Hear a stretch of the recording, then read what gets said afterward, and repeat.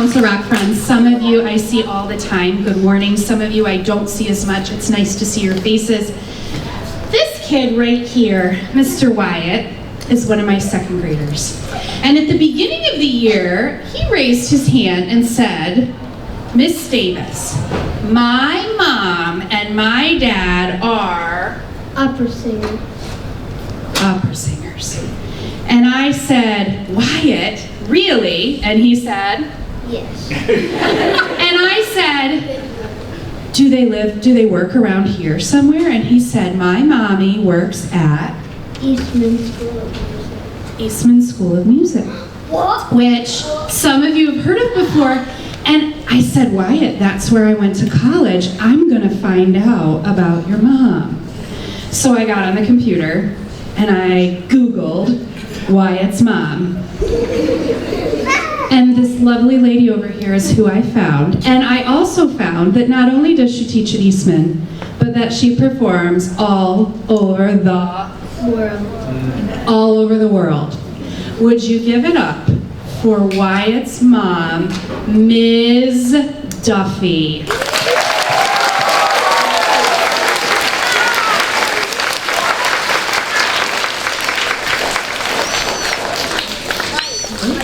Good morning, Council Rock second graders. It's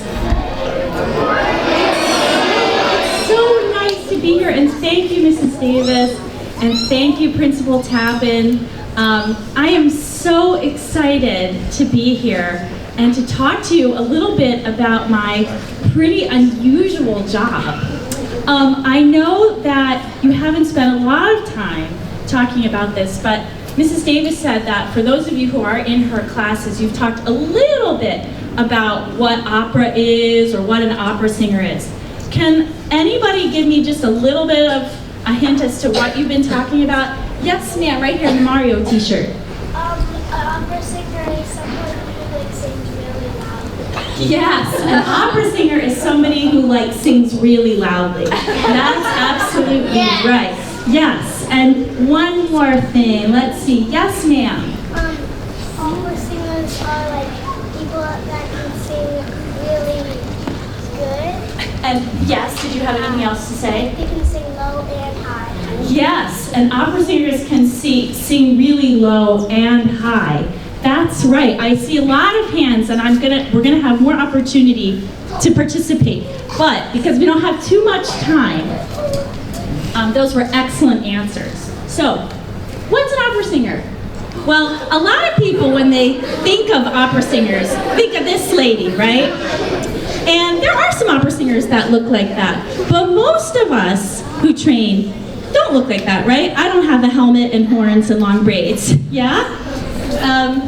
So let's talk a little bit about what makes opera opera. How many of you have seen a Broadway musical? Yeah. Let's see. Sir, what have you seen? I've seen some Broadway. Yeah? Has anybody seen Hamilton? Yeah, that's a pretty cool one. Or the Lion King musical? Yes! Oh wow, you're very experienced theater goers. So opera is very similar to Broadway musicals. What makes it different? So it's an old art form. The first opera that we know of was written around 1598. So opera is over 400 years old, right? And it started in Europe. What are some countries in Europe? Anyone want to just yell out one? Greece, Syria, Yes, that's great. You guys are so smart. Okay, I should do hands. Okay, got it. Right. So, because it originated in Europe, operas tend to be in lots of languages. There are lots in English, but we also sing in French, Italian, German, Russian, Spanish, Czech, Hungarian, and many more languages. So Broadway musicals tend to be written in English, whereas operas are in lots of languages. So the style of music that I sing is called Western classical music. So show of hands, who's ever heard of Beethoven, Yeah, or Mozart, yeah, Handel's Messiah, maybe you've seen that. So those are all examples of classical music composers. And that is the art, that is the genre of music that opera is in. So just like our wonderful participant said, opera is loud. It's larger than life. We sing loudly, we have big sets. You can see there are probably, I don't know, 800 people on that stage. That's an opera called La Bohème, right? We have really extreme emotions in opera. We're really happy, or really mad, or really silly, or really sad. A lot of opera, I have to say, is very sad. So opera singers sing just a little differently than a lot of the singers that you're probably familiar with. And some of you, again, already pointed out how we're different. So I want you to take a look at this slide, right? No. Yes. Okay. So I want you to, we all know who these singers are, right? Okay. I love how excited you guys are. Yeah, so I know we all know who those singers are, right? Let's yell out. Who is the one in the top left? Yeah, and who's this lady? Yes, and who's this? Yes, and who's that? Yes, now, you guys know your pop culture. Good job. Okay, so take a close look at this picture. And now we're going to go to another slide, okay? And what I want you to try to think about is what makes the singers on the next slide different from these famous pop singers. There's one really notable difference. Yes, ma'am. They are opera singers, that's right. What I'm after is there's something having to do with electricity. Yeah? Yes, sir. There isn't really a lot of There isn't a lot of what? electric instruments. Right, there's not a lot of electric instruments, yeah? We're on the right track. One more guess, maybe? There's no microphone. Yes, ding, ding, ding. There's no microphones. And that's because opera's so old, right? So microphones couldn't really be around until there was electricity. And electricity didn't really start until the early part of the 1900s, right? So, opera singers have to make really loud, really robust sounds that can carry without a microphone over a big orchestra, yeah? So I like to say that opera singers are the heavy weightlifters of singers, right? And we're the endurance athletes, because not only do we have to sing really robustly, really loudly, but we have to be able to do it over a very long period of time. There are some operas that are 5 hours long. They're very boring, actually. I'm gonna be honest. You probably don't want to see those. Okay, so now we get to the fun part. So just like those athletes that you saw, I have to warm up my body because my instrument, my voice, is in my body, right? So I'm gonna ask you guys to kind of participate with me a little bit and show you a little bit of what I do before I get ready to sing, okay? So the most important thing that singers need to focus on is their breathing, right? Our breathing is sort of like our energy source. So everybody needs to sit up really tall, okay? And then what I want you to do is put your hands kind of around your rib cage. You know where your rib cage is? Yeah, okay. So what we're gonna do is we're gonna take in, watch me first, we're gonna take in a really low, full breath and try to feel your ribs fill up and expand really wide. And then we're gonna do the snake exercise where we slowly hiss out all of our air. And we're gonna try to really 1 second, then we're gonna do it. We're gonna try to do it smoothly and for as long as we can without passing out. We don't wanna have to call the school nurse, okay? All right, are you ready? So sitting up nice and tall, we're gonna inhale.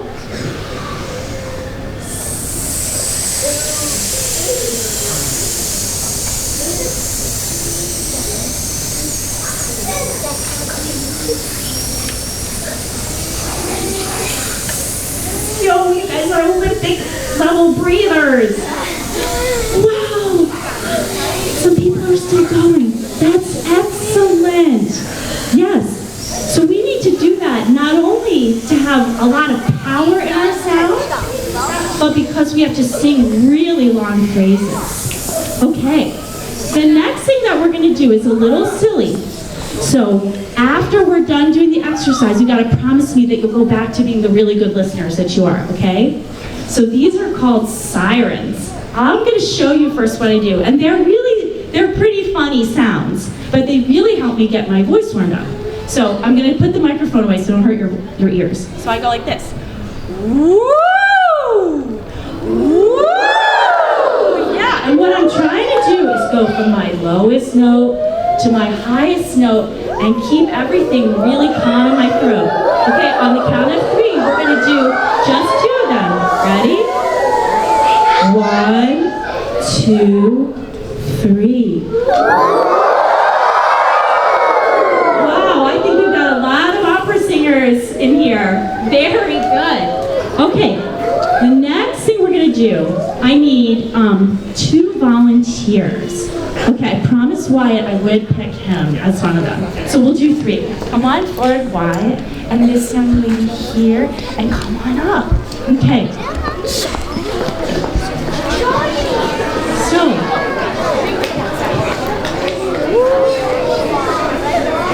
these are called this is called bubble singing. And it's, again, kind of silly. Get the straws out here. Okay guys, you ready? So what you're going to do, so each of you get a water bottle, and you can take off the lid. Do you like? Okay, straw.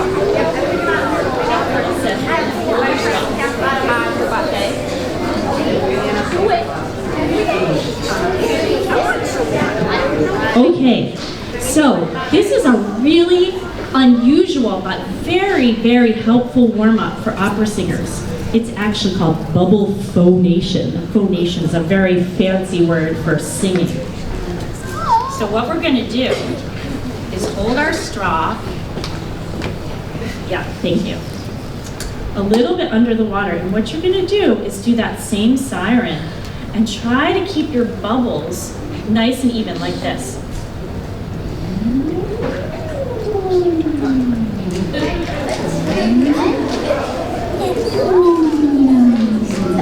You guys want to try? Okay, take another sip. Yeah, take one more sip. Alright. Alright. Ready? So blow your bubbles. We got one. Oh, good. That's pretty good. Good job. Okay, take another sip. We should have told you to take Take one sip. Yeah. Critical piece of information missing there. One needs to take a little bit more sip so we don't splash over, but these guys did a great job. So take your water with you, and then you can kind of show your friends after the assembly how to do it. So again, I go like this.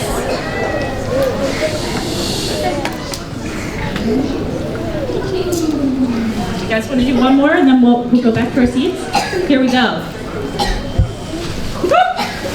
Yeah! Rock and roll. Excellent. Sorry, Principal Tappan. All right, let's give them a round of applause.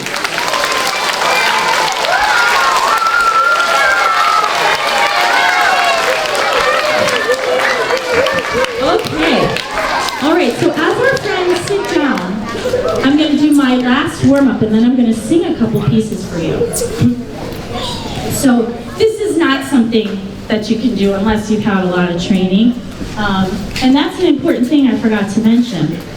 Opera singers, like really exceptional athletes like Olympic ice skaters or gymnast don't just wake up one day and figure out that they know how to be an opera singer. It takes years and years of very intensive and focused training. And most people who become opera singers go to college and then even to school master's degree, so that's another kind of college after college. And did you know that Mrs. Davis is also a trained opera singer? Is that pretty cool? Yeah, so you've got a really special singer in your midst every day. So this is the last thing I do to get myself warmed up. I'm gonna sing a couple of scales, okay? And what I'm trying to do is sing really fast notes and sing as high as I can, as comfortably as I can. You're gonna see that I'm gonna take nice big breaths. I'm gonna stand really tall. Okay, ready? Okay.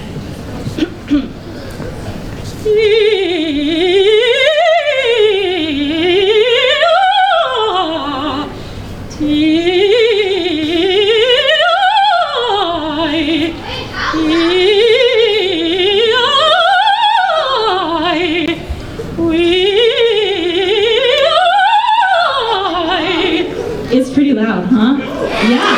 Okay. Thank you. That's not even the fun part yet. Okay. All right. So now we're going to get to 2 pieces of music. Okay. So the first piece I'm going to sing for you is by a man named Franz Schubert. Franz Schubert was Austrian.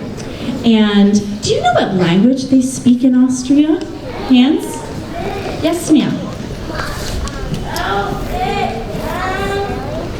Good guess. Australia was the guess.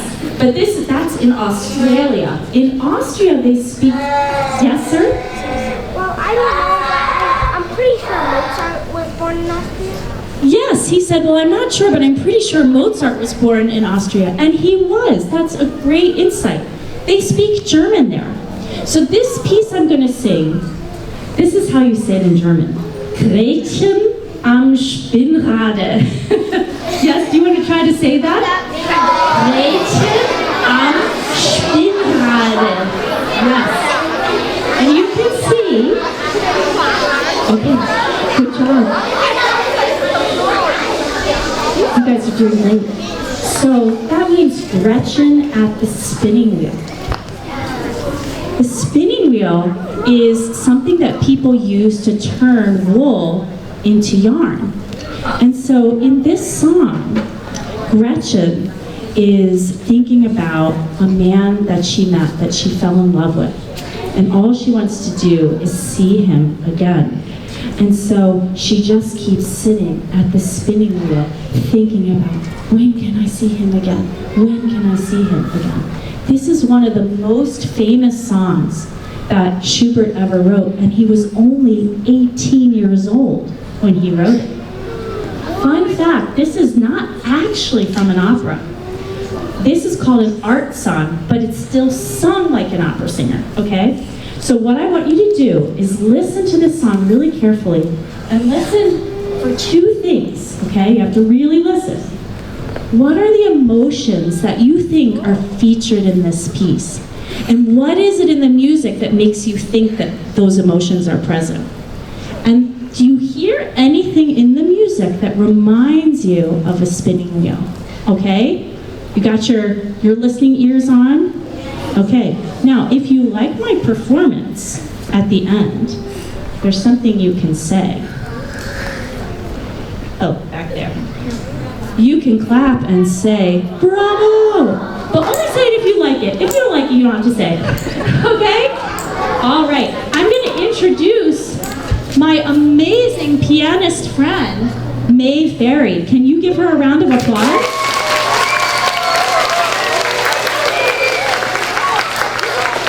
Okay, this is a serious song, so we need to be really quiet and really listen for those things I asked you to listen for, okay? I'll go up there.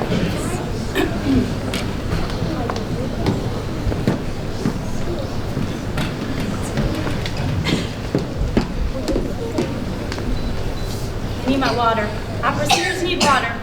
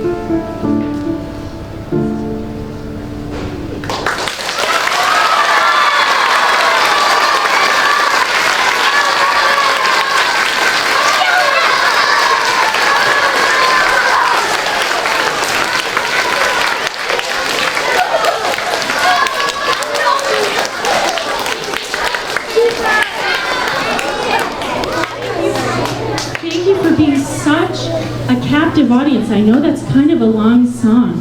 So remember those questions that I asked you, yeah? What emotions, I'll go to the back because I'm in the front. What emotions did you hear in that piece? Yes. Sadness. Sadness, yes, Absolutely. Yes, ma'am. Oh, she felt like maybe I broke my arm. It's true. You know what? I was feeling a broken heart, so I was kind of holding myself like I had a broken arm. Anything else? Any other emotions that she says? Yes. She feels disappointed, I think. That is very, she felt disappointed. Excellent. What good insights. Did you hear anything that reminded you of a spinning wheel? Yeah. Yeah? What did you hear that reminded you of that? Because of the pianist that was playing something on the piano that sounded like a spinning wheel spinning. Yes, May, can you play that little figure? That is so correct. Yeah, you can see her just sitting at the spinning wheel. You guys are the best listeners ever. Wow. Okay, you want to hear one more thing? Okay, this is very different. So let me get my little picture. Oh, don't yours have power? Oh, you don't want the power. Oh, okay. Oh, no. Okay. Next one. Okay, this is actually from an opera. And it's from an opera called L'Enfant et les Sortilèges. Does anybody have a guess what language that is? Yes. Spanish or French? Spanish or French? It is French. Very good. And it means the child and the spells. This is written by a French composer, Maurice Ravel. And here's a little picture. It's about, this might sound familiar, a little boy who's about 8 years old. 8? His mother tells him, you need to do your homework or you're not going to go out and play. And he said, I don't want to do my homework. Does this sound familiar? I'm sure it doesn't. Well, you don't have homework here, right? But, so he has a temper tantrum and he throws things, he breaks dishes, he uproots the furniture in his room. Not that any of you have ever done that, right? No, you are very well-behaved children. Wyatt's never done that. Yeah? So, but can you imagine if you did that and then the things that you threw came to life? Well, that's what happens in this magical opera. And so I'm going to sing an aria called the Fire Aria. I am the fire. This boy has a fireplace in his room, which sounds really great. And so the fire comes out of the fireplace. And that's what I'm going to be singing. And I say to him, you are being very bratty. Now, I'm very nice to the good children, and I warm them up. But for the kids who don't listen to their parents, I burn them, which is a little aggressive, I can see. But the point is, she scares him into behaving. And from then on, he's like, I'm sorry, I won't do it again. So when they stage this opera, that's how they do it. Isn't that super cool? I didn't have that technical capability today, but if you can imagine that when I'm singing. So this time, you're tasked with listening for what in the music, either in the piano part or in my vocal line, sounds like fire or fiery, yeah? And also kind of what the emotions are of this piece. Are you ready? Okay, this is a very different kind of music from the Schubert.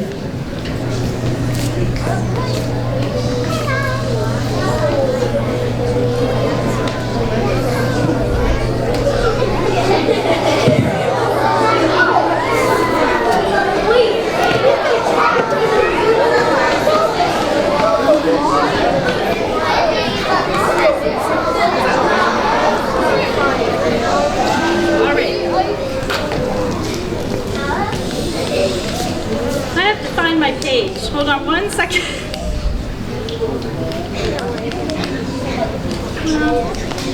I should have had that set up. I don't know where it is. Oh no, I have it. Okay. All right. You ready, children?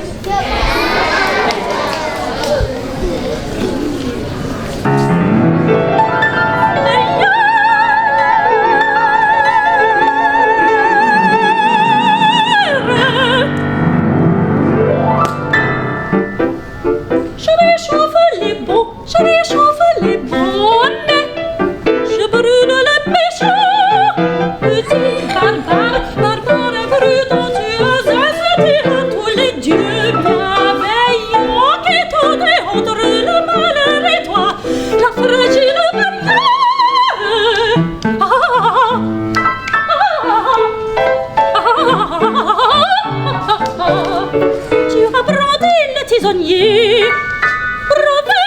bouilloire et parmi les allumettes,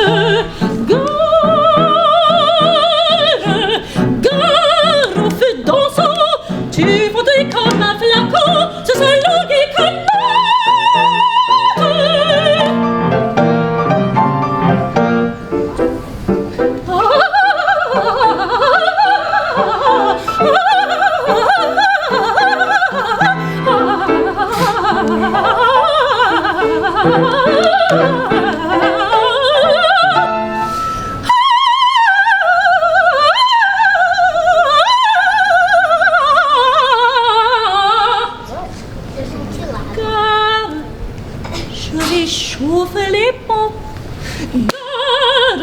Je brûle de méchants.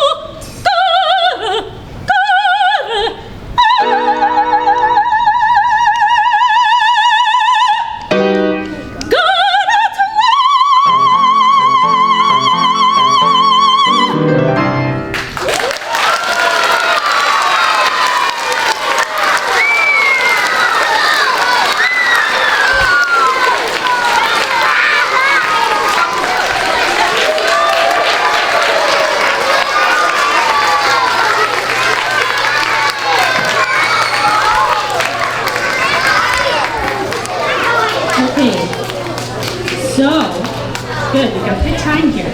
Okay, so remember those questions.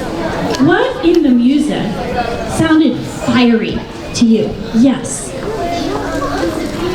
It sounded like it was like mad. Yeah. Do you know what kind of made it sound mad? Where one part where you stomped your foot and you got higher and lower. Yes, that's right. So a lot of fast notes, right? A lot of really high notes and low notes. Yeah. One other thing. Yeah, one other person. What did you hear? Do I call on you before? But go ahead. It was like quick and sharp and Yes. Yes, that's so good. Quick and sharp and jagged, right? You can imagine her going, I'm gonna burn you if you don't get it together, right? Yeah, she's not the nicest person, but she does her job.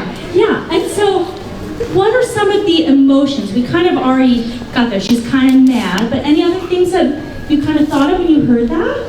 I thought that when you did that very high note, it sounded a little fiery. Yes, she said when you did that high note, that really high note, it sounded fiery. Absolutely, that's a high C. And that's one of the hardest notes for a soprano to sing. And that brings me to one other point. There are different voice types in opera singing. And I'm in the highest category called a soprano, right? Does anybody sing in a choir or know, maybe you know from your music teachers? Yeah. What are the other voice types? Yeah? Does anybody know? Tenor, bass, and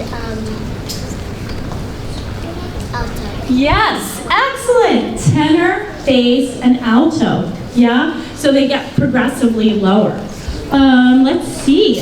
I think, yeah, that was just your reminder. I want to say bravo to all of you for being such excellent listeners and having such amazing insights into this music. We have a little bit of time for questions. Are there any questions about, well, I'll just leave it open-ended, or what do you suggest, Mrs. Davis? Sure. Think about your questions. Is it something about opera? It needs to be. And do you think that other people might have the same question? And I'll come around. Go ahead, Shay. Do you sing every single language? Oh, definitely not. She asked, do I sing in every single language? I think there are probably hundreds, maybe thousands of languages, so I only sing about 6 of them. But very, very good question. And this is Maddie. The lowest Note I can go? Well, because I'm a soprano, I can't go that low. Can you give me E major? This morning I warmed up. I don't know if I have these notes still.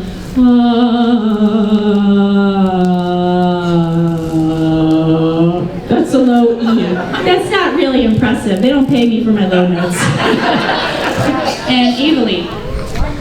What is the hardest language? Oh, that's a very good question. What's the hardest language that I've sung in? Probably Russian, because Russian uses a different alphabet.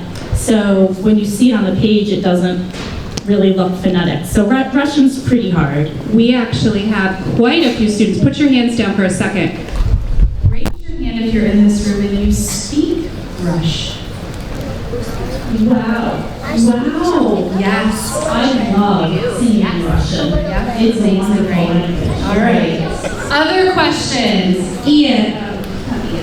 Luke. Have you sung in Polish? You know, I have sung in Polish. I forgot to put that up there. Thank you for asking me. Polish is a beautiful language, and it has some of the same challenges as Russian, but yes, I have. Raise your hand if you're in this room and you speak fluent Polish. Our other music teacher, Mrs. G. Yeah. Lots of fabulous musicians from Poland. Yes. Okay, quiet hands. Arlo? What's the highest note you can sing? Oh boy. I can sing a little bit higher than the big high note that I sang. Like if I'm really warmed up. Can you give me like A flat major? No, no. I can do, we'll see if I have a day.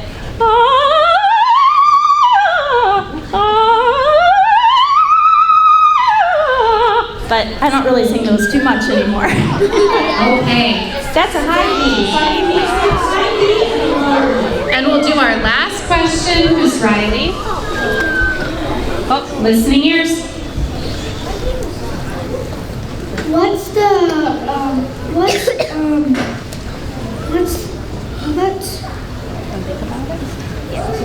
Okay. Cooper, I'm coming to you.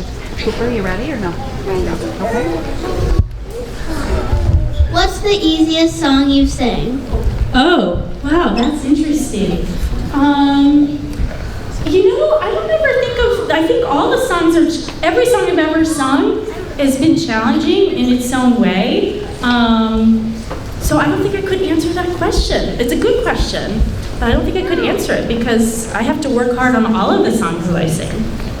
Okay, so we'll do one more. Maggie, I'm coming over to you. I sing in this is not a question, it's a compliment, which I actually sing in a type of choir. Oh, that's wonderful. I sing in the Sunday school choir. That's wonderful. Does anybody else sing in a choir, a Sunday school choir, or another community choir? Okay, That's great. So I would encourage you all to keep singing choirs, and if you aren't already, to see if you can sign up for a choir, because that's how I got started singing, is singing in choirs and to study instruments. So I was a pianist for 14 years before I ever sang a note. So keep doing great musical things like you're doing here at Council Rock, and keep taking lessons and listening to all kinds of music. Thank you so much. Ladies and gentlemen, show us a round of applause.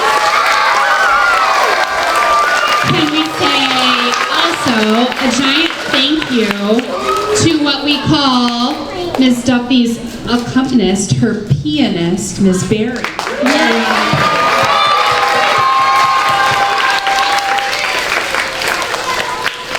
So with that, we will dismiss. I'm going to ask if you will wait until Mr. Tappan dismisses your group. And as a reminder, Mrs. Bruce's class, please wait for me, okay?